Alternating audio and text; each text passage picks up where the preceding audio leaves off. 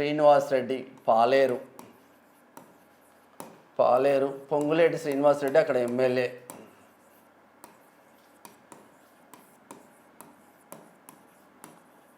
పొంగులేటి శ్రీనివాస్ రెడ్డి రాష్ట్ర మంత్రి, రెవెన్యూ మంత్రి, కీ రోల్లో ఉన్నాడు, చాలా ఖర్చు పెట్టిండు.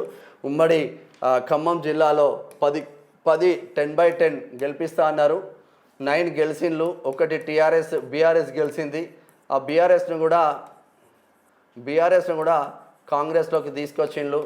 10/10 మార్కులు వేసుకున్నాడు. రాష్ట్ర వ్యాప్తంగా అనేక మందికి డబ్బులు పెట్టిండ్లన్న ప్రచారం జరిగింది, అనేక డబ్బులు ఖర్చు పెట్టుకున్నారన్న ప్రచారం జరిగింది. సరే, ఎంతున్నా పొంగులేటి శ్రీనివాసరెడ్డి ఎంత డబ్బులు ఖర్చు పెట్టినా విపరీతంగా ఉన్నా కూడా ఆయనకు ప్రౌడ్ ఉండదు అన్న చర్చ జరిగింది. ఎందుకంటే నేనే స్వయంగా ఆయన కాంగ్రెస్ పార్టీలోకి జాయిన్ అయిన రోజు నేనే స్వయంగా ఒక 1-2 డేస్ నేను ఖమ్మంలో ఉండి మొత్తం కవరేజ్ చేసినాక కాబట్టి చెప్తున్నా. ఎందుకంటే నాతో కూడా చిన్న బాగున్నవారా అంటాడు కలిస్తే, కానీ ఇక్కడ కూడా ప్రౌడ్ అనేది ఉండదు ఆయనకు, అది ఒకటి.